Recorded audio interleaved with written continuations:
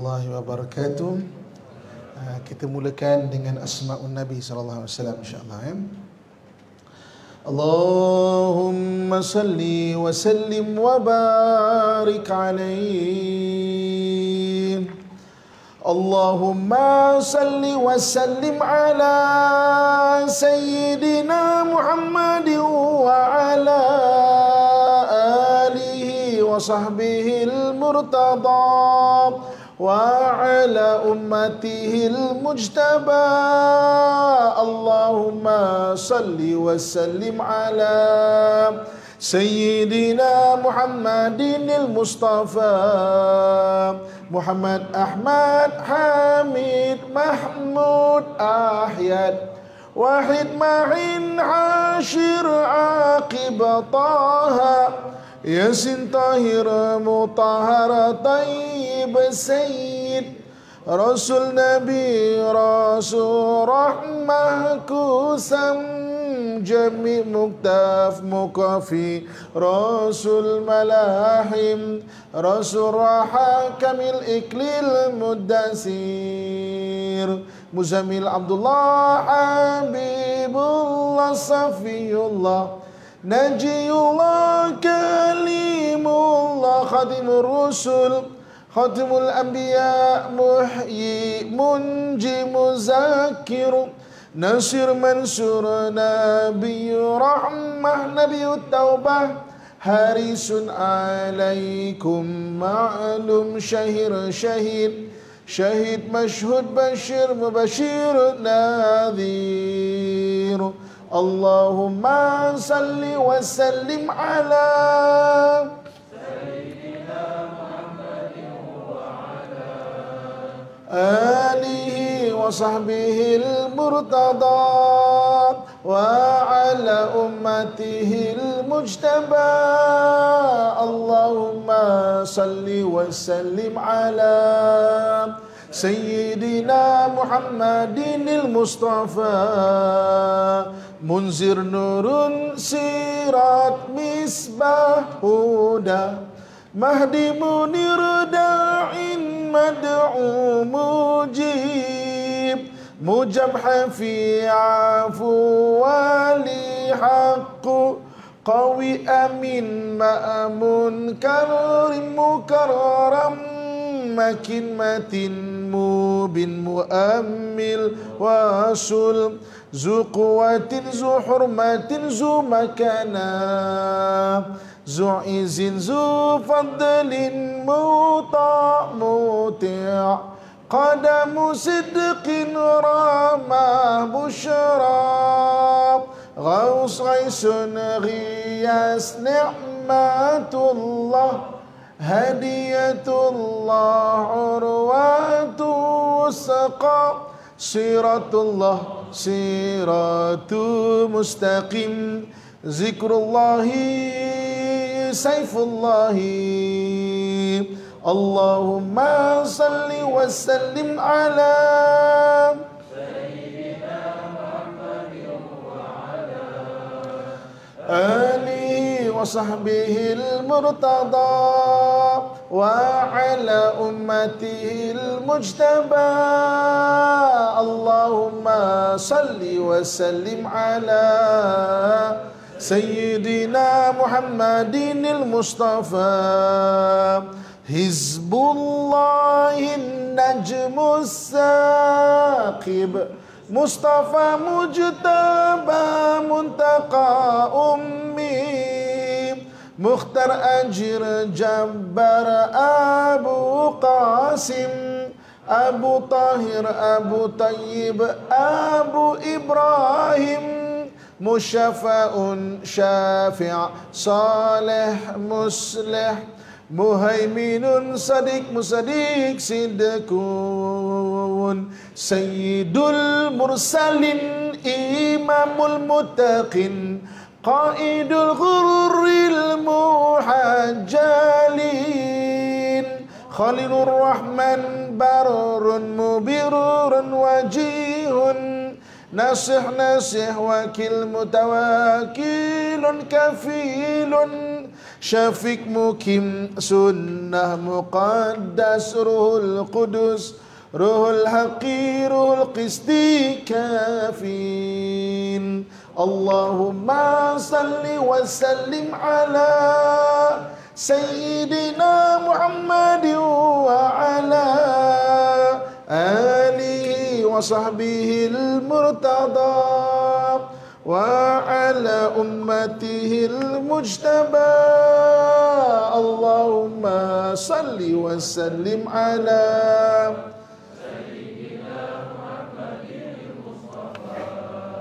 Muqtaf baligh mubaligh syafi wasil Mausul sabiq sa'iq hadin muhdin Muqaddam aziz fadil mufaddil fatih miftah Miftahu rahmah miftahul jannah Alamul iman, alamul yakin, dalilul khairat Musahihul hasanat, muqilul atharat Safuhun aniz zallati Sahibul syafa'ah, sahibul maqami Sahibul qadam, makhsus bil izzi Makhsus bil majdi, makhsus bil syarafi Sahibul wasilah, sahibul fadilah Sahibul sayfi, sahibul izari Allahumma salli wa sallim ala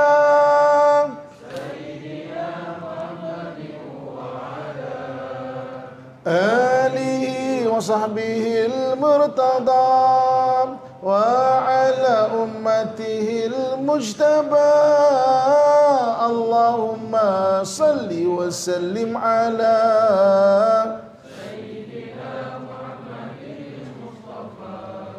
sahibul hujah, sahibul sultani Sahibul rida, sahibul daraja rafi'ah Sahibul taji, sahibul mighfari Sahibul liwa, sahibul mi'raji Sahibul qadim, sahibul buraqi Sahibul khatam, sahibul alamati Sahibul burhan, sahibul bayani Fasih lisan mutahar janani Ra'uf rahim udhunu khairin Sahih Islam sayyidul kaunaini Ainun naim ainul ghurri Sa'dullahi Sa'dul khalqi Khatibul umami Alamul huda Kashiful kurabi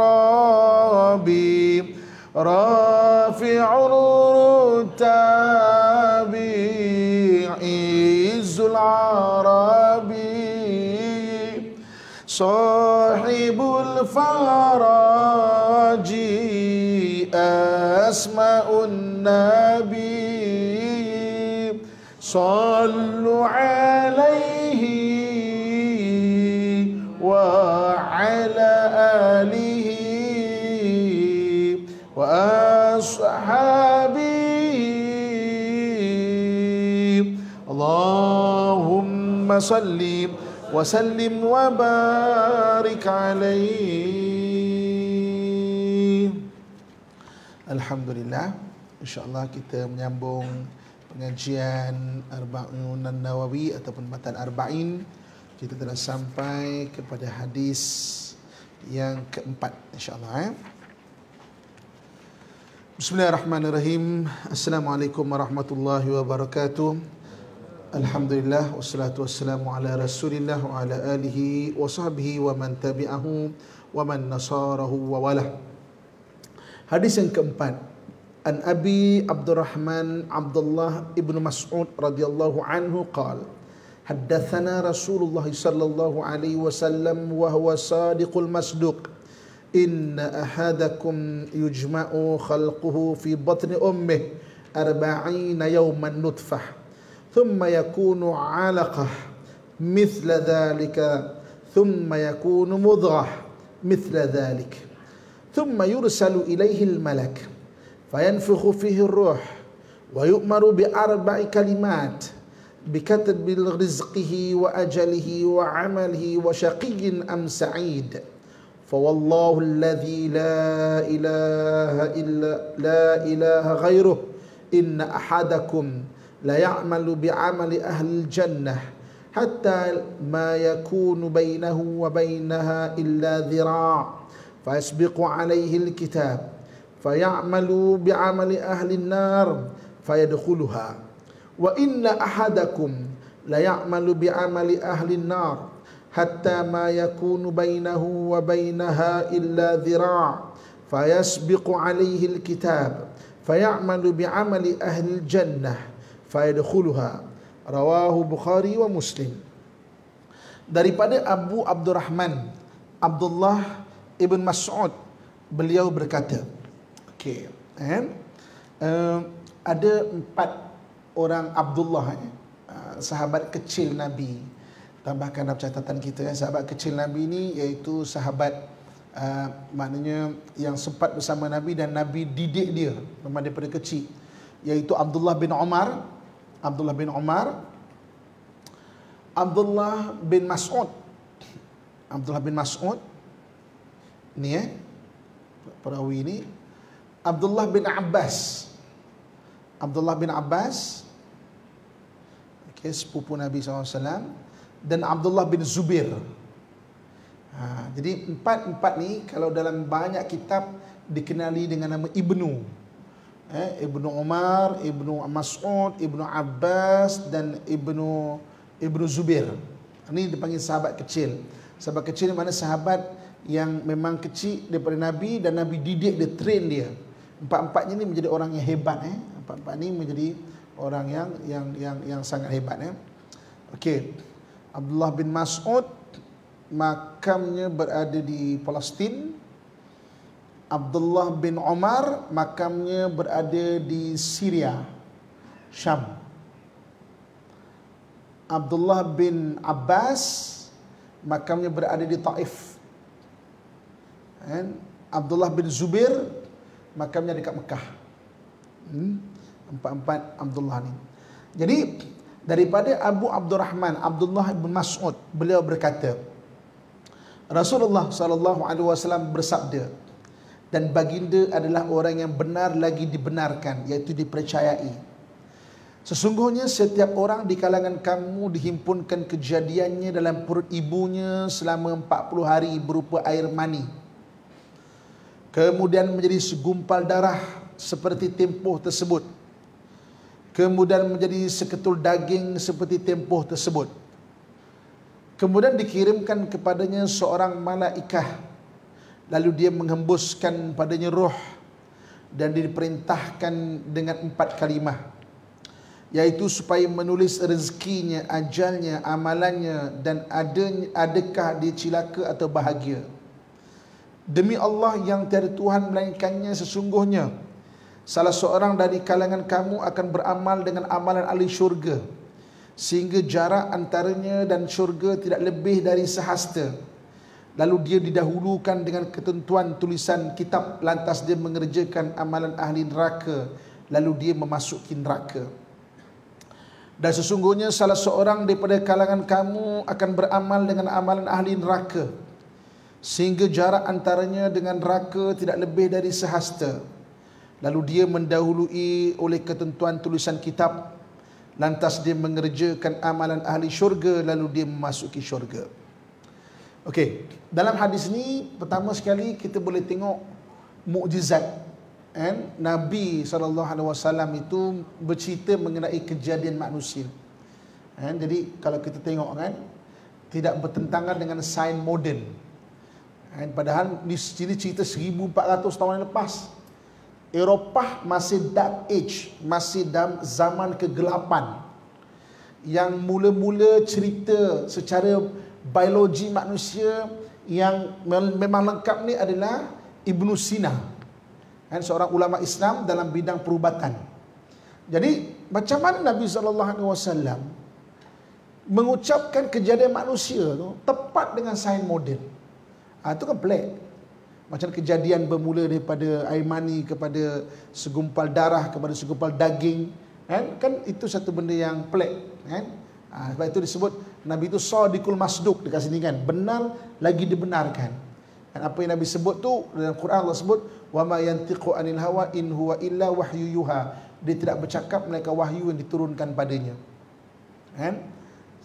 Jadi tuan-tuan sekalian, lebih 500 ayat sains dalam Al-Quran tak ada bertentangan dengan sains moden. Lebih 500 ayat sains dalam Al-Quran.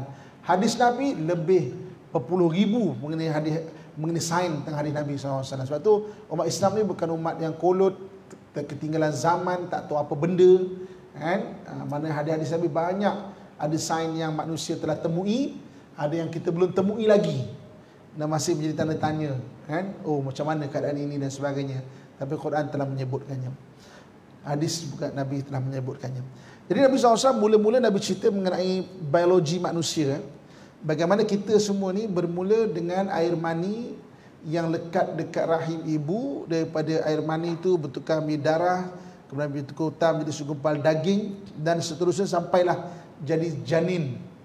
Kemudian Allah Subhanahu Wa Taala memerintahkan malaikat untuk tiupkan roh.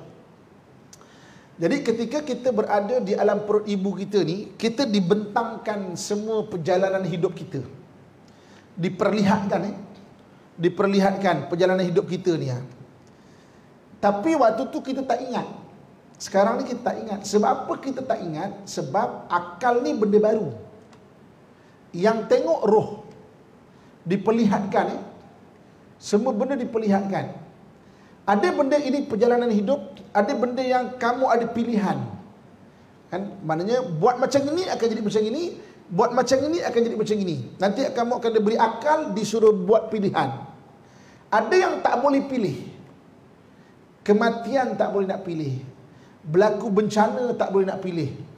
Tak boleh nak pilih, Saya tuan-tuan sekalian pada tahun 2018, kan, balik daripada satu urusan, bawa bagus-bagus, satu bas terbabas dekat bahu jalan, hilang kawalan, masuk lorong kita ni, masuk lorong saya ni, langgar saya kereta pertama dan 2 kereta belakang lagi.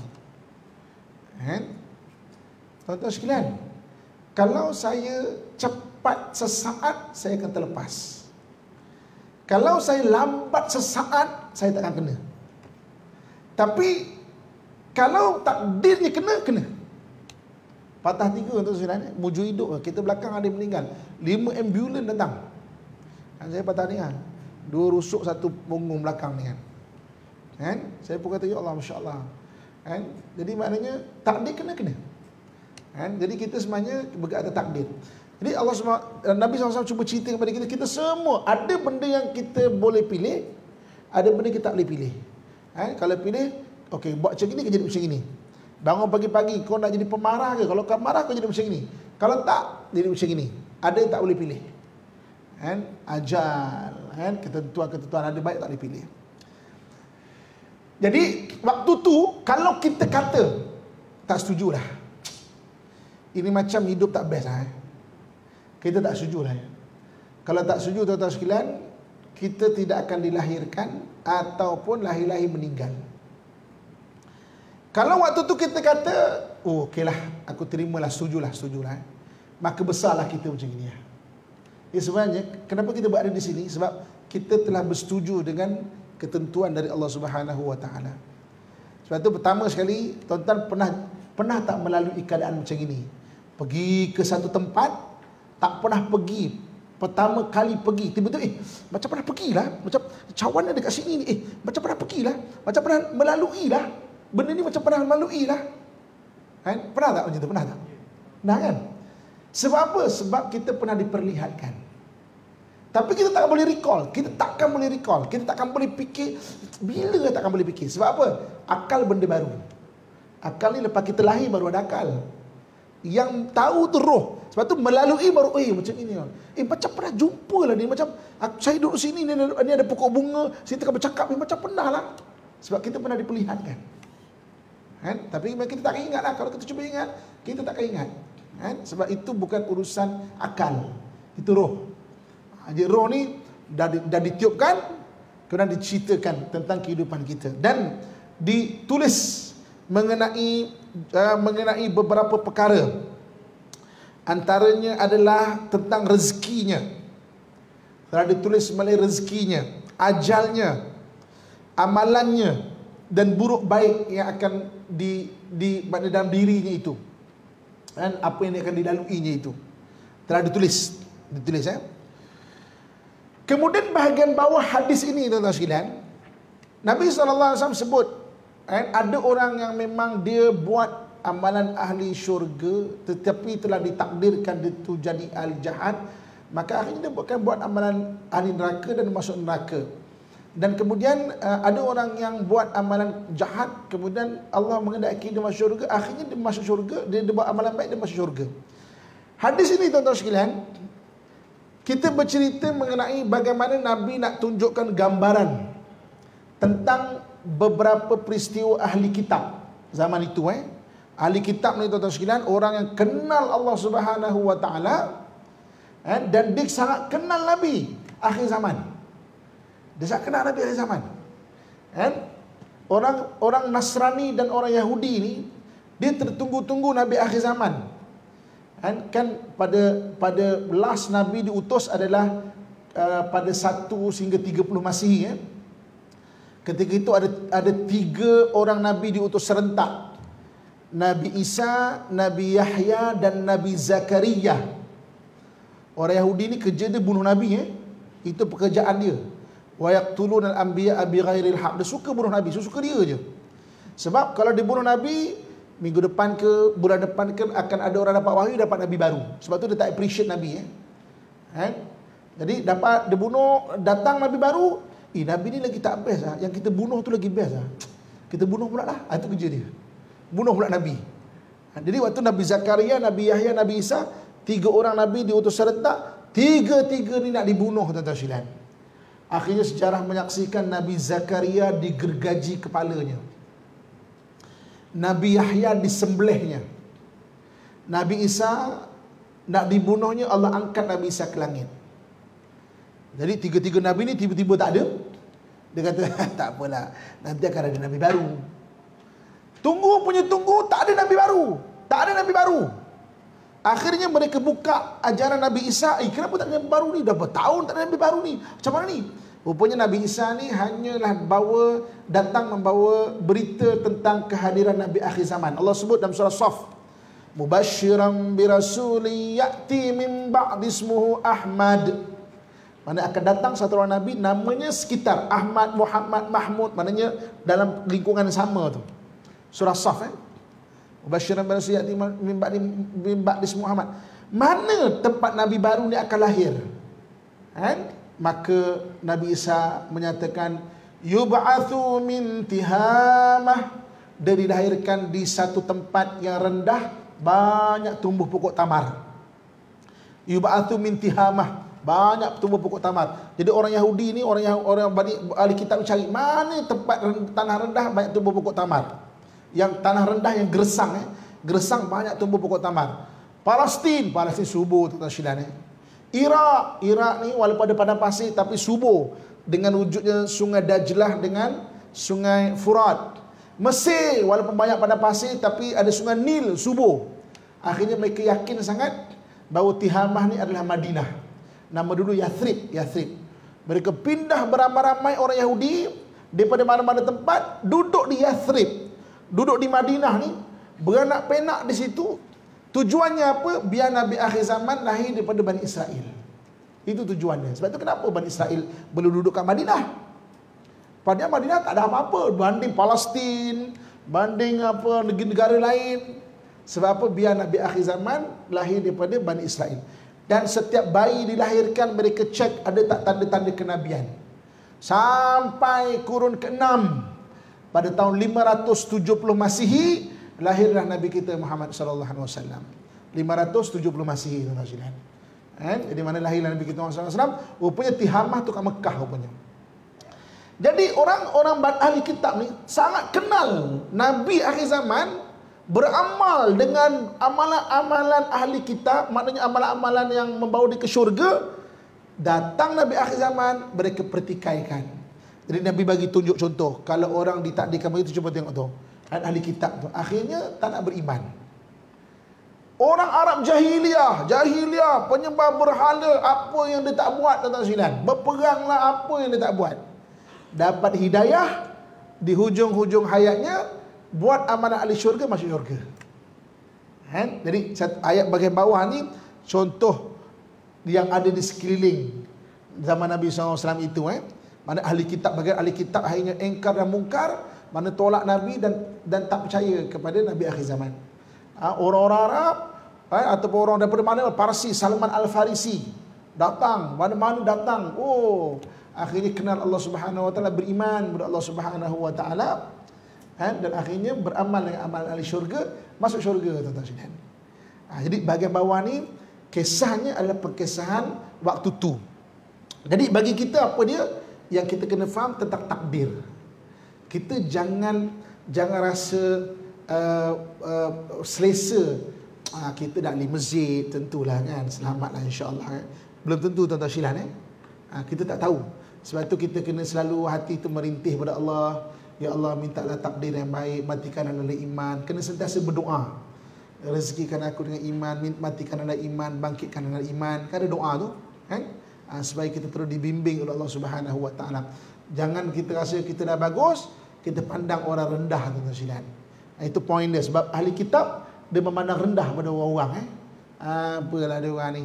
Maknanya kita jangan pandang rendah dengan orang yang apa itu dan ini, kan? Kita baiki diri, terus berdoa kepada Allah Subhanahu Wa Taala, agar Allah bimbing kita. Allah tidak melihat di mana kita bermula. Allah melihat di mana penghujung kita. Jika penghujung itu baik, penghujung itulah yang akan dinilai oleh Allah Subhanahu Wa Taala. Kan? Kalaulah permulaan itu dilihat, Sayyidina Umar tak layak jadi khalifah umat Islam.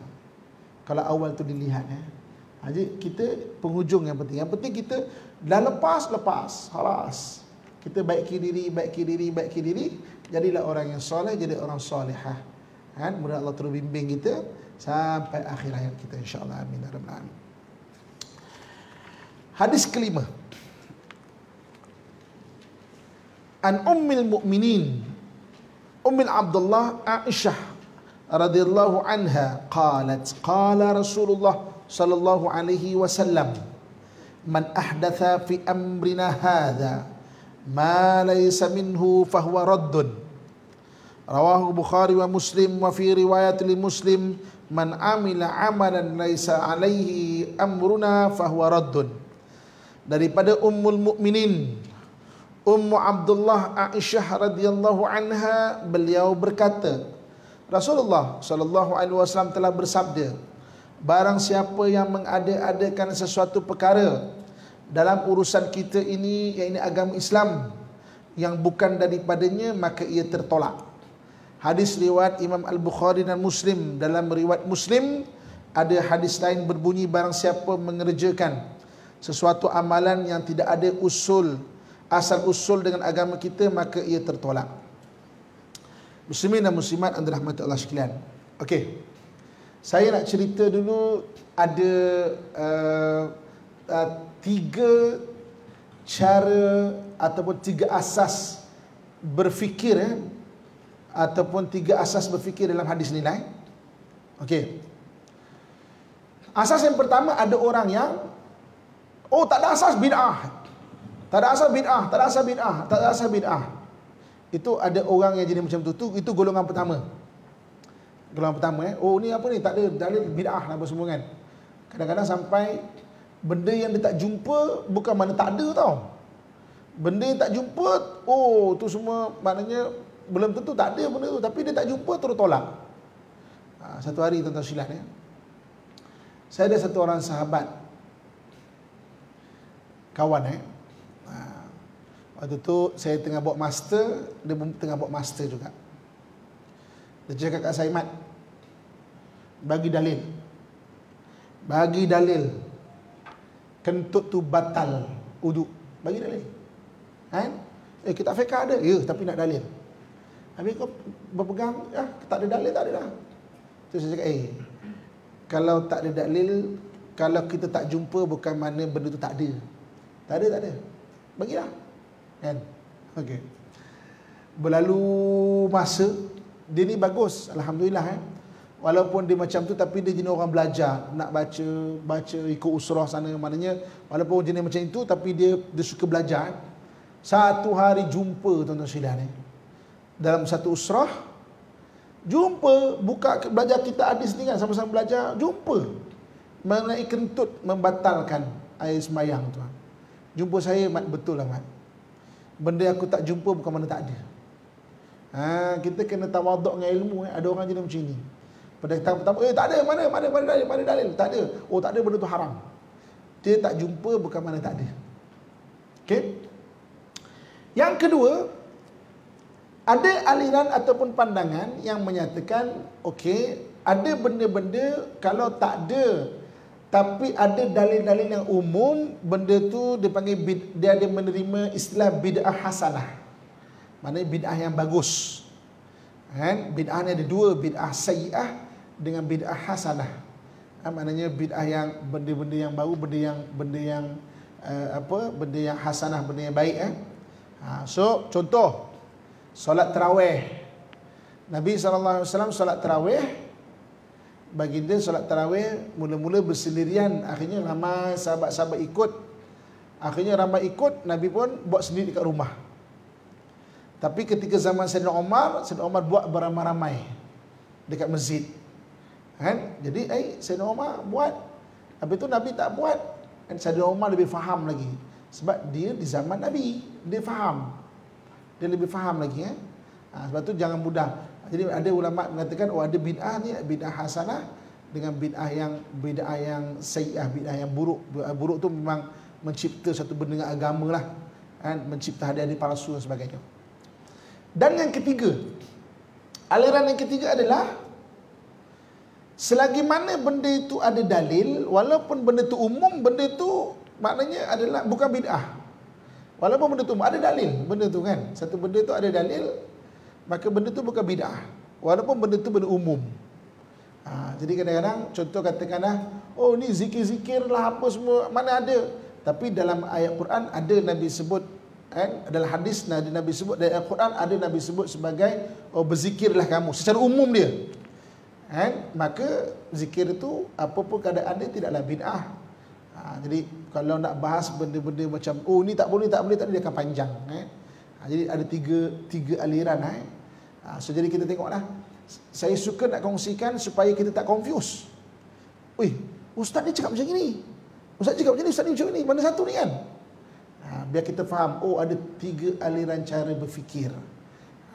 Biar kita faham, taklah confuse. Saya sampai pernah satu hari satu surau minta saya bagi ceramah, sebab Ustaz A kata macam ni, Ustaz B kata macam ni. So kita confuse, Ustaz. Boleh tak tolong bagi ceramah, terangkan benda macam mana? Jadi saya suka terangkan cara dia fikir tu macam mana, kan? So jadi kita, untuk kita senang sekarang ni, ikut majlis fatwa, lagi clear. Ada setengah benda orang akan cakap macam-macam tentang syariat, ini tak betul, ini tak betul. Ikut majlis fatwa. Sebab majlis fatwa tu dia ada majlis fatwa punya bukan sendiri mufti itu suka-suka buat hukum ke tak, dia ada bahagian kaji, pengkajian dan sebagainya, jadi bila telah tetap itu benda, ada fatwa dia yang terkini, maka ikutlah fatwa. Itu mudah. Kalau kita kat luar sana 1000 masalah, kerana 1000 pandangan ada. Rujuk fatwa mudah macam tu, kan? Hadis yang ke-6. An Abi Abdullah Nu'man bin Bashir radhiyallahu anhuma qala sami'tu Rasulullah sallallahu alaihi wasallam yaqul innal halala bayyinun wa innal harama bayyinun wa bainahuma mushtabihat la ya'lamuhunna katsirun minan nas faman ittaqa syubahat istabra'a lidinihi wa 'irdihi wa man waqa'a fi syubahat waqa'a fil haram karra'i yar'a hawla al-hima yushiku an yarta'a fihi ala wa inna likulli malakin himah ala wa inna himallahu ta'ala maharimuh ala wa inna fil jasadi mudghah idza salahat salaha jasadu kulluh wa idza fasadat fasadal jasadu kulluh ala wa hiyal qalb. Rawahu Bukhari wa Muslim. Daripada Abu Abdullah Nu'man ibnu Bashir radhiyallahu anhu, beliau berkata, aku telah mendengar Rasulullah sallallahu alaihi wasallam bersabda, sesungguhnya perkara yang halal itu jelas, sesungguhnya perkara yang haram itu terang jelas. Dan di antara kedua perkara tersebut adalah perkara-perkara syubhat yang kesamaran yang kebanyakan orang tidak mengetahuinya.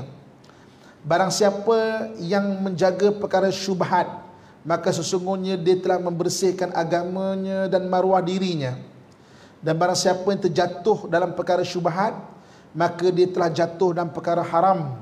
Umpama seorang pengembala yang mengembala di sekeliling kawasan larangan, dibimbangi dia akan menceroboh masuk ke dalamnya. Ketahuilah bahawa setiap raja ada sepadan larangan, dan sesungguhnya sepadan larangan Allah itu ialah perkara-perkara yang diharamkannya. Ketahuilah bahawa pada setiap jasad ada seketul daging yang baik, ada seketul daging yang apabila ia baik maka baiklah seluruh jasad, dan apabila ia rosak maka rosaklah seluruh jasad. Ketahuilah ia adalah hati. Muslimin dan muslimat rahmatullah sekalian, hadis ni ada dua bahagian ya. Yang pertama bahagian fiqh, okey. Yang kedua bahagian tasawuf. Bahagian fiqhnya apa? Nabi cerita mengenai tentang rezeki kita ni, ada yang haram, ada yang halal, jelas. Haramu bayyinun wal halalu bayyinun. Halal jelas, haram jelas. Kan? Dan di tengah-tengah tu ada benda syubhat. Kan? Benda syubhat ni macam mana? Boleh, tapi siapa nak jaga agamanya, hindarkan benda syubhat. Sebab apa? Benda syubhat ni benda yang samar-samar, takut kita terjatuh pada benda haram. Okey, benda syubhat ya. Jadi maknanya makan ada yang halal jelas, haram jelas. Kan? Benda-benda rezeki haram jelas, yang halal jelas. Tapi ada benda-benda syubhat. So kalau nak boleh jaga, tak boleh jaga, macam mana cara nak menguruskannya? Kan? Contoh tuan-tuan sekalian ya. Kita berniaga, okey, jaga sumbernya bagus, kan? Kemudian cara berniaga pun bagus, jelas. Ada satu orang berniaga jual benda haram, jelas. Habis tu anak kita habis SPM bekerja dekat convenience store, kedai serbaguna ni ya. Ada jual surat khabar, ada jual aiskrim, ada jual roti, ada jual arak. Dia bukan kedai arak, kan? Dia kedai convenience store, tapi ada jual arak. Saya tak nak sebutlah kedai apa-apa, tapi ini realistik dia kan. Habis macam mana? Macam mana? Al halalu bayyinun wal haramu bayyinun wa bainahuma umurun mushtabihat. Maknanya halal jelas, haram jelas. Pertengah-tengah tu ada benda-benda yang syubhat. Habis macam tu macam mana? Adakah tak nak kerja? Kan? Kalau tak nak kerja, terpulanglah, boleh cek kerja lain. Kalau nak kerja, benda-benda syubhat ni tuan-tuan sekalian, ujung bulan dapat gaji. Jelaskan yang halal. Okey, kedai ni 95% ada jual benda yang halal, 5% benda yang haram. Okeylah, kita keluarkan lebih kurang 10% daripada gaji untuk diuruskan sebagai wang syubhat. Jangan ambil. Jangan ambil sebab dia ada benda syubhat. Kita bukan kerja di kedai atau kilang memang kilang haram, itu memang tak boleh lah. Ini benda yang syubhat. Benda syubhat Ada tuan-tuan anak ke kita sendiri bawa Grab.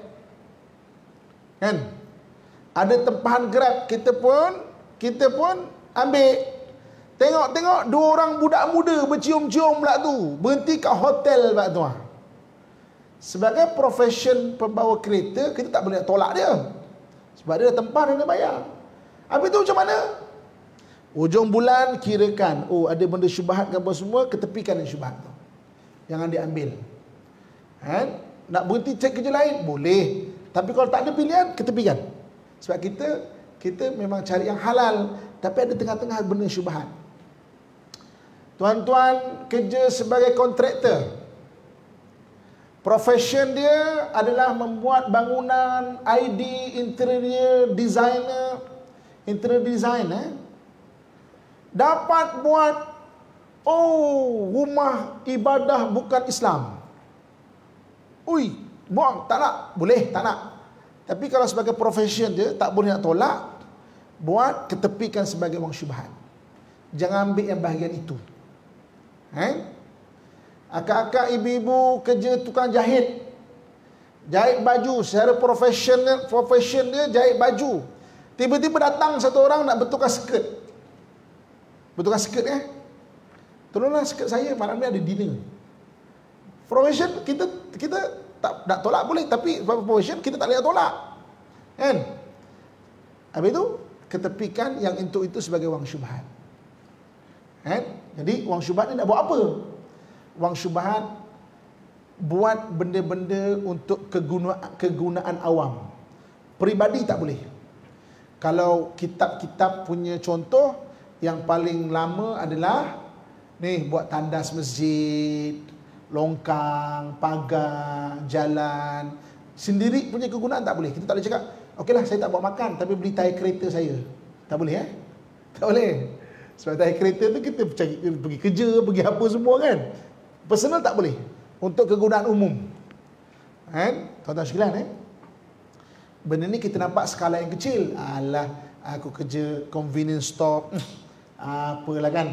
Contoh kan, siapa-siapa ada mengusahakan stesen minyak, ada menjual rokok. Setengah negeri rokok hukumnya haram.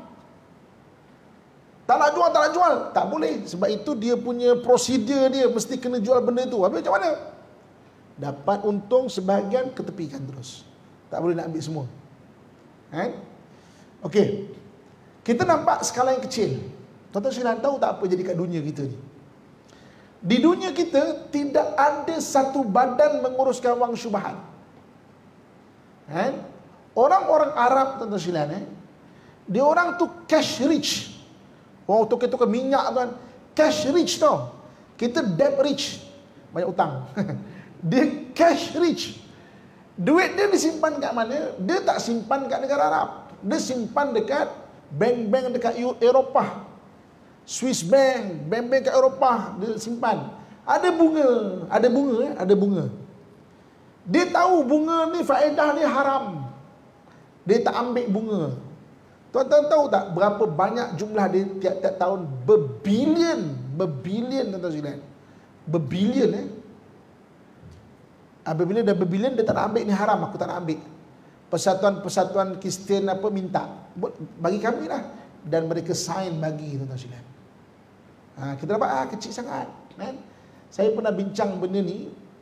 Kalau lah anda kata dikumpulkan, kita yang tak ambil duit faedah bank RM10, RM9 apa semua tu, kumpulkan semua tu, bilangan dia berjuta tuan sekalian.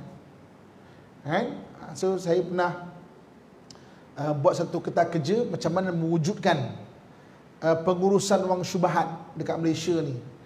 Kalau dia kata berjaya, berbilion masuk dekat negara kita wang syubhat ni, isu banjir, nak buat jembatan ke, buat empangan baru ke, semua boleh buat untuk kepentingan umum tapi tak diurus. Tidak diurus. So kalau kita ni bolehlah, sampai-sampai ada wang syubhat, bagi surau ni, bagi surau Jumaat kita ni cakap okey, Ini wang syubhat, buatlah pembiayaan jalan ke, apa nama, kita punya tandas ke, kepala pipe kan. Saya satu hari datang ke satu surau, pipe-nya tu dah menitir-nitir banyak lah kan. Saya keluar daripada tandas tu, jumpa ahli jawatan kuasa masjid surau tu. Saya kata, air tu bocor tu, nanti banyak bil air ni kan. Ustaz, dah 6 bulan dah tu bocor. 6 bulan tak diurus. Dia pun tahu benda tu. Jadi pengurus orang syubhat. Yang halal jelas, yang haram jelas. Syubhat urus. Kalau dia kata kita urus, banyak benda kita boleh buat. Kan? Kerana kita tak nampak cara-cara nak mengurus benda tu. Sebab tu Nabi sebut, halal jelas, haram jelas, tengah-tengah tu syubhat. So syubhat apa? Jangan ambil. Jangan ambil. Kita kadang-kadang banyak terjebak dalam syubhat kan. Syubhat jangan ambil. Kan? So kalau syubhat tak ambil, macam mana cara mengurus dia? Bagi untuk kepentingan awam, kepentingan umum boleh buat. Bab yang kedua hadis ini adalah bab tasawuf. Nabi SAW sebut, dalam badan kita ini ada seketul daging. Baik daging itu, baiklah seluruh jasad. Jahat daging itu, jahatlah seluruh jasad. Itulah hati. Hati ni sangat penting. Hati nurani ni sangat penting. Orang kalau baik, tuan-tuan sekalian, dia bermula dengan hati. Orang kalau jahat, dia bermula dengan hati. Kalau orang nak mencuri kan, dia bermula dengan hati. Nak curi lah. Sampai ada peluang dia akan mencuri. Orang nak baik, bermula dengan hati. Aku ni sampai bila nak jadi macam ni lah. Okeylah, siap-siap pergi surau lah. Dia bermula hati. Tuan-tuan datang kuliah pada malam ni, bermula daripada hati tau. Dia bukan tiba-tiba tuan-tuan tadi lepas maghrib tidur kan, tiba-tiba isyak bangun dalam macam ni, jalu kan, duduk kan, tiba-tiba dia akan kuliah saya. Tak, dia tak jadi macam tu. Dia daripada hati. Nak pergilah kuliah, datang. Tuan-tuan sekalian, untuk lebih faham, saya nak bawa satu cerita. Saya dengan izin Allah Subhanahu Wa Taala mengajar diving. Saya instruktor diving dan agak tinggi jugalah. Agak tinggi juga. Tuan-tuan jangan tengok body saya je kan. Saya dipanggil course director ni, kita boleh train instructor kan. Jadi setiap tahun saya akan dijemput untuk menghadiri persidangan diving dunia dekat US setiap tahun dia mula 11. Tahun ni tak ada. Tadi saya difahamkan tadi dia kata batal. Dan dia rotate 2 tempat. Tahun ini di Las Vegas, tahun depan di Orlando. Saya tanya kenapa Las Vegas? Sebab dia ada convention center terbesar kat US. Las Vegas dengan Orlando. Dia rotate 2 tu. Okey. Satu masa tu, satu tahun tu di Las Vegas. Saya pun pergilah. Ustaz pergi Las Vegas tau. Saya pergi. Saya pergi Las Vegas. Rutin saya tuan-tuan sekalian, pagi saya akan pergi ke seminar, petang saya makan, tidur. Itu rutin saya hari-hari. Jadi hari-hari akhir tu, instruktor ni dia kata, Muhammad, petang ni kita nak makan, jom kita makan sama lah, jom. Ayolah, tapi cari kedai Muslim. Boleh. Kita cari kedai Muslim. Banyak sana banyak kedai Muslim pun. Kedai Arab pun Jadi kita pun berbual-bual. Dia kata, Muhammad, kau tahu tak Las Vegas ni ada apa? Saya cakap, ada apa? Kau Muslim kan? Muslim. Kau tahu tak, dia ni upside down dengan Mekah. Kau tahu tak? Kau tahu tak Mekah? Memanglah aku tahu, kau Islam. Dia adalah sebalik Mekah. Oh ya ke? Maknanya jahat betul tu kan? Memanglah ni Sin City Oh ya ke? Muhammad, aku tengok kau ni orang baik lah. Jadi aku tengok kau pergi seminar, petang kau akan makan, kau akan tidur kan? Pagi-pagi seminar, petang makan, kau balik kau tidur. Aku tahu kau orang baik lah. Tapi Muhammad, kami ni semua Scientology tau. Scientology ni orang yang tak percaya Tuhan, percaya sains Kita ni semua Scientology. Aku percaya engkau baik ni bukan sebab Islam. Engkau baik tu sebab diri engkau. Saya kenapa kau cakap macam tu? Kalau betul Islam ajak dia orang jadi baik, kalau betul agama, kami Scientology, kami tak percaya agama ni. Kalau betul agama tu bawa orang jadi baik, kenapa Bashar Assad bunuh rakyat dia dekat Syria? Kalau betul agama tu bawa orang jadi baik, kenapa orang Yahudi bunuh orang Islam di Gaza? Kalau betul agama tu buat jadi baik, kenapa orang Buddha bunuh orang Islam di Rohingya? Kami tak percaya. Agama tu buat jadi baik. Kami percaya kalau orang baik tu, mana dia tu baik. Tuan-tuan sekalian, boleh bayang tak saya dikelilingi instruktor-instruktor macam tu, saya nak jawab apa, tuan-tuan sekalian? Kat masjid biasa orang tanya, saya kata ustaz ni nak tanya sikit ni, kunut ni wajib ke sunat ya ustaz ya? Masjid orang tanya soalan macam tu. Kan ini soalan macam tu, macam mana saya nak jawab, tuan-tuan? Saya berselawat tau. Allah, apa kena jawab? Apa kena jawab? Allah, apa kena jawab ni? Kan saya kata ginilah. Aku pula percaya aku baik sebab Islam. Apa aku cakap macam tu? Saya kata Islam, dia mengajarkan kita ni untuk ada bahasa dalaman, good monolog ataupun inner bisikan, dalaman yang bagus. Dan aku percaya orang baik kalau bahasa dalaman dia bagus. Dan Islam adalah agama yang mengajar bahasa dalaman yang bagus. Tuan-tuan, kalau seorang nak buat jahat, dia kata fikir tau, Allah marah ni nanti kan. Kan ada bahasa dalaman tu. Nak ambil benda haram, haram benda ni, tak boleh ni, haram ni kan. Kan bahasa dalaman tu. Mana datang bahasa dalaman tu? Daripada Quran atau hadis? Kita ni dibentuk, di stop kan. Derhaka mak ayah tak boleh ni, masuk neraka. Itu kan bahasa dalaman. Yang stop kita daripada buat benda tak bagus ada bahasa dalaman, tuan-tuan sekalian. Jadi saya kata, aku percaya Islam buat orang jadi baik. Sebab apa? Islam dia membentuk bahasa dalaman yang bagus. Tuan-tuan, hari ini belajar, bertahun-tahun belajar dekat masjid ni, kita boleh ukur. Kita belajar ni dah makin bagus ke tak, adalah ada tak kita belajar ni dia menjadi bahasa dalaman kita. Kalau belajar tak jadi bahasa dalaman, maknanya belum berkesan kita belajar lagi. Tapi kalau kita belajar jadi bahasa dalaman, nak lawan lelaki, tak baik lah, tak boleh lah, nanti berdosa kan. Maknanya ada bahasa dalaman yang stop, mana ilmu kita berkesan. Kalau tak ada bahasa dalaman, belajarlah berhari-hari sama je. Tu orang cakap, ustaz, isi saya tu ustaz, hari dengan kuliah ustaz, tapi perangai sama je macam tu ustaz. Macam mana ustaz? Maksudnya apa? Dia tak menjadi bahasa dalaman. Balik pada hadis ini, dalam hati kita ada daging. Bagus daging ini, bagus jasad. Buruk daging ini, buruk jasad. Itulah hati. Hati tempat monolog, bahasa-bahasa dalaman. Dipastikan hadis, ayat Quran, ilmu-ilmu kita ni membentuk bahasa dalaman. Baru kita akan jadi baik. Kalau tak, sama je. Kita baca Quran, kita sembahyang, biar benda tu jadi bahasa dalaman. Kalau tak, dia hanya sebagai rutin saja. Dia jadi bahasa dalaman, dia merubah hidup kita. Hadis seterusnya, hadis yang ketujuh.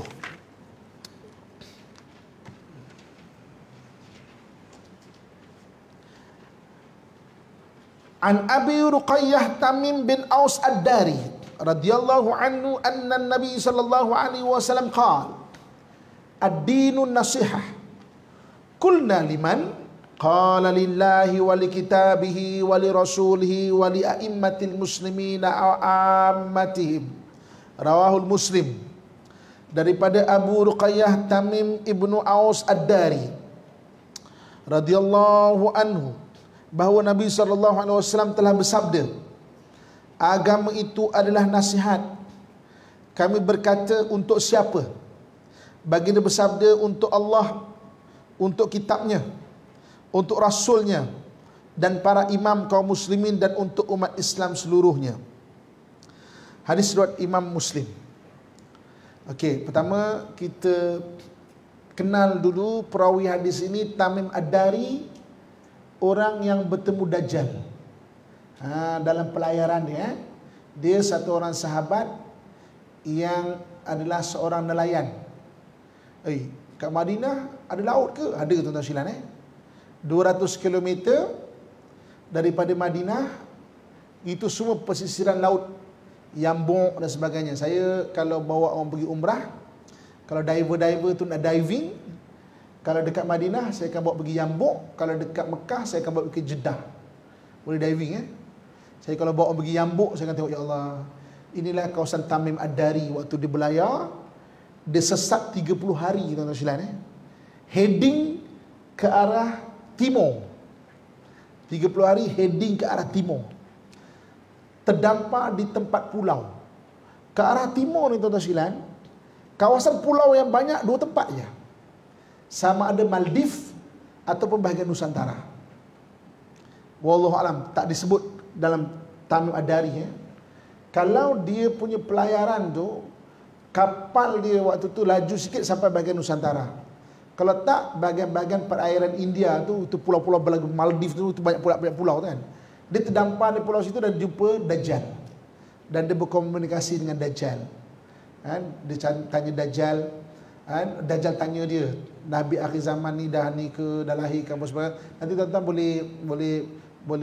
boleh baca lah banyak tentang kisah Tamim Ad-Dari ni. Jadi selepas Rasulullah SAW wafat, Sayyidina Umar dapat berjaya membuka Palestin. Tamim Ad-Dari jumpa Sayyidina Umar, minta tanah kat sana. Dan Sayyidina Umar berikan tanah dekat Hebron. Dia kata apa, Umar, boleh tak aku minta tanah kat sini? Umar tanya, kenapa? Aku yang jumpa Dajjal sampai Nabi banyak bagi hadis panduan untuk mengelakkan fitnah Dajjal ni. Jadi aku nak biar keturunan aku adalah orang yang pertama memerangi Dajjal ini. Jadi Umar bagi tanah dekat Palestin, dekat Hebron kan tu. Kat Hebron tu itu semua keturunan Tamim Ad-Dari. Kalau di Hebron kan tu. Okey. Apa yang dikata? Nabi SAW bersabda, agama itu nasihat. Kami berkata liman, untuk siapa? Li di sini, li perkataan li sama ada untuk ataupun dari. Kan? Dari. Untuk siapa?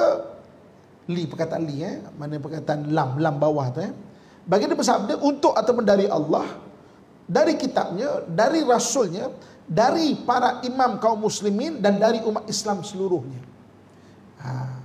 Jadi apa nama Abu Ruqayyah Tamim ibnu Aus Ad-Dari ni, dia daripada Nabi SAW, ad-dinu nasihat. Agama ni nasihat, agama ni nasihat. Jadi dia nasihat kita ke arah kebaikan. Dan yang menariknya agama ni, dia adalah solution without problem. The solution without problem. Dia diajar dulu solution dulu. Kita jumpa problem, oi, ini pernah ada agama belajar ni. Sebab tu anak kita, tuan-tuan sekalian, ajar mana agama. Anak kita kan. Sebab kita akan ajar dia solution without problem. Kita akan ajar dia menghormat mak ayah waktu dia darjah 1, 2, 3, 4. Sebab apa?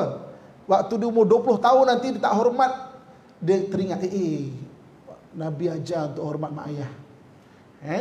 Dia ajar. The solution without problem. Dulu kenapa diajar untuk supaya kita bersedekah? Sampai tu masa bila besar, tengok orang susah. Oh, dah diajar dah. Untuk pernah supaya kita bersedekah. Tuan-tuan sekalian, satu hari saya menziarahi satu orang. Dia kata, Ustaz, saya nak cerita kisah saya, Ustaz. Kalau Ustaz mengajar, Ustaz boleh ceritakan kisah saya ni kat ramai orang.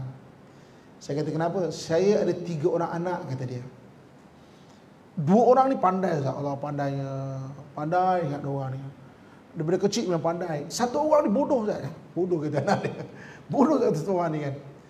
Jadi Ustaz, yang 2 orang ni memang saya hantar sekolah sains, saya bangga Ustaz. Masuk universiti saya bangga sangat 2 orang Ustaz. Yang seorang ni Ustaz, saya selalu cakap, kau ni nurun siapa lah jadi macam ni, belajar tak pandai, apa tak pandai, nurun siapa lah kau ni. Selalu dia marah anak dia tak pandai ni. Jadi ni orang dulu ni orang dulu tahun 80-an, tahun 90-an. Orang anak-anak yang dianggap tak boleh pakai ni, apa dia buat? Dia hantar sekolah agama. Dia hantar sekolah agama, tuan-tuan sekalian. Jadi 2 ni budak sains, budak apa, seorang dia hantar sekolah agama sebab tak pandai. Pada dia waktu apalah, daripada tak apa-apa baik lingkup ada agama lah Jadi hantar sekolah agama. Tak suka agama, bolehlah. Akhirnya masuk kolej juga, apa semua dalam bidang agama sebagainya. Dia kata, Ustaz, sekarang ni Ustaz, umur dia 70 lebih. Dua anak yang sekolah dia bangga dulu masuk Nabi, balik jenguk dia pun tak ada. Jenguk dia pun tak ada. Ni, anak yang sekolah agama ni lah yang jenguk dia, tanya ubat dah makan ke belum, tanya ni, tanya. Saya kata Masya Allah, kan. Maksudnya agama ni dia solution without problem. Jadi anak-anak kita jangan lupa dedahkan dia mengenai agama, sebab ad-dinu nasihah. Agama tu nasihat. Kita ajar dia, dedahkan. Pergi masuk sekolah kafah. Kalau cuti sekolah tu maksudnya masukkanlah kursus-kursus yang ada, maknanya tentang nasihat-nasihat yang bagus. Sebab dia ada nasihat daripada Allah, Rasul, kitabnya, daripada pemimpin-pemimpin dan seluruh umat Islam. Dan tuan-tuan sekalian, seorang tu kalau nak baik, ini rahsia dia. Kita aja. Ini rahsia dia. Seorang tu kalau nak baik, dia kena dibimbing atau pernah ditegur sebanyak 10,000 kali. 10,000 kali, tuan-tuan sekalian. Wih, banyaknya? Ya. Kalau kita tengok budak spoil, dia tak pernah ditegur sebenarnya. Anak kita ke isteri kita ke suami kita kadang-kadang sebab dia tak pernah ditegur. 10,000 kali. Mana dapat 10,000 kali ini? Dalam hadis Nabi SAW pernah menyatakan bahawa adib waladaka sab'an, ajarkan anak kamu 7 sampai 14 tahun. 7 sampai 14 ini tuan-tuan sekalian, ajarkan anak kamu untuk adib, ajar betul-betul anak kamu. Kita laib waladaka sab'an, anak kita ni 1 sampai 7 bermain-main dengan dia. Maknanya emosi dia biar stabil. Jadi kata ulama, layan anak kamu 1 sampai 7 seperti raja. Kenapa lain macam raja? Raja ni kan disiapkan, makannya disiapkan, pakaiannya disiapkan. Mana kita siapkan pakaian. Sebab dia tak, anak kita 1 hingga 7 dia tak boleh nak pilih makan, kita yang bagi. Adib waladaka kasaban 7 sampai 14 kena tegas. Itu time rotan. Sampai Nabi sebut 10 tahun tak semayang, rotan. Wasahibu sab'an 14 sampai seterusnya jadikan dia kawan. Jadikan dia kawan. Okey. Kalau 7 tahun, daripada 7 sampai 14 adib, maknanya didik dia betul-betul. Kalaulah satu hari kita ambil 5 kali tegur, 5 kali sempena dengan waktu solat. 5 kali tegur sempena waktu solat. Setahun ada berapa? 365 hari. 365 kali 5 kali 7. Cuba kira berapa? Siapa dekat kalkulator tolong kira kan? 365 kali 5 kali 7. Berapa?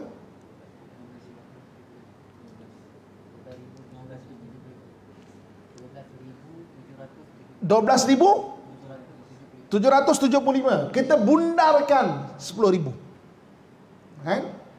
Bundarkan 10.000. Anak-anak ni kena tegur. Jangan tak tegur. Nak jadi bagus, 10.000 kali tegur. Tak dari kita, dari cikgu dia. Tak dari cikgu, daripada kawan-kawan. Tak dari kawan-kawan, daripada orang sekeliling, jiran-jiran. Tapi kena tegur. Kalau tak tegur, dia susah jadi baik. Itu yang kelebihan umat Muhammad, dia adalah menegur. Kelebihan Muhammad ni, dia amar ma'ruf nahi munkar, dia menegur. Jadi anak-anak kita tegurlah. Jadi ad-dinu nasihat. Din adalah nasihat. Jadi kalau kita tahu hari ni kan, kenapa laku ni, kita sedar diri kan, apa laku ni kan. Jadi macam gini, kita tu perhati, kadang-kadang takut kita ni kurang ditegur. Tak pernah ditegur. Mungkin mak ayah tu jarang nak tegur. Kat sekolah pula, cikgu tegur, kita lari sekolah. Kita ni kita kat Baghdad bukan kita kat sini jadi maknanya akhirnya kita tidak ditegur. Jadi kita ni datang kuliah macam ini kan, pelan-pelan kan kena tegur juga kan. Itu sangat bagus. Sebab tu duduk majlis ilmu sangat bagus. Jadi pastikan anak kita ni dalam umur dia pernah ditegur 10.000 kali, bagus untuk dia jadi baik. Sekitar itulah. Kalau nak buku log dia susah pula. kan 10 hari kan besar kan. Tapi lebih kurang macam tu. Jadi ad-din nasihat, agama ada nasihat daripada Allah, daripada Rasul, daripada kitab, daripada pemimpin dan juga umat Islam keseluruhannya. Muslimin dan muslimat rahmatullah sekalian. Okey, setakat ini saja dulu yang boleh kita kongsikan bersama. InsyaAllah panjang umur, berzeki, kita jumpa pada minggu depan insyaAllah. Hadis 40 An-Nawawi insyaAllah. Sekian aku lu qauli ma sami'tum. Astaghfirullah li wa lakum wa lisailil muslimin fa ya fawzal mustaghfirin wa ya najatat taibin. Assalamualaikum warahmatullahi wabarakatuh. A'udzubillahi minasyaitonirrajim. Bismillahirrahmanirrahim. Alhamdulillahi rabbil alamin wassalatu wassalamu ala asyrafil anbiya'i wal mursalin wa ala alihi wa sahbihi ajmain. Mudah-mudahan Allah jadikan saya dan kamu sekalian hamba Allah yang saleh dan salihah, yang sentiasa mentaati perintahnya dan meninggalkan segala larangannya. Ya Allah, ya Tuhan kami, jadikanlah kami orang yang sentiasa bersyukur di atas segala nikmat-Mu ya Allah. Jadikanlah kami orang yang sentiasa bersabar di atas segala ujian daripada-Mu ya Allah. Jadikanlah kami orang yang sentiasa beristighfar di atas segala dosa dan kesalahan kami ya Allah. Jika Engkau matikan kami dalam keadaan beriman dan tanpa sebarang fitnah serta kekecewaan ya Allah. Sudahi hidup kami dengan husnul khatimah ya Allah. Ya Allah, ya Tuhan kami, jika ada di kalangan kami orang yang sedang susah ya Allah, bantulah segala urusan mereka ya Allah.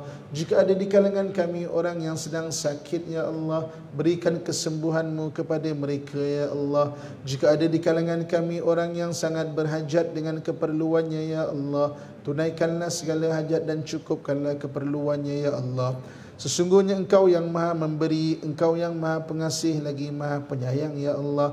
Engkaulah yang maha mentadbir seluruh kehidupan makhluk-makhluk-Mu ya Allah. Takdirkan kami dengan takdir yang baik dalam kehidupan kami ya Allah. Allahumma rabbana atina fid dunya hasanatan wa fil akhirati hasanatan wa qina adzabannar. وادخلنا الجنة مع الأبرار يا عزيز يا غفار يا رب العالمين. وصلى الله على سيدنا ومولانا محمد وعلى آله وصحبه أجمعين. سبحان ربك رب العزة أما يصفون والسلام على المرسلين والحمد لله رب العالمين. تقبل الله منكم منا ومنكم تقبل يا كريم. Kita akhirnya selawat Nabi SAW. Sallallahu ala Muhammad, sallallahu alaihi wasallam, sallallahu ala Muhammad, sallallahu alaihi wasallam. Alhamdulillah.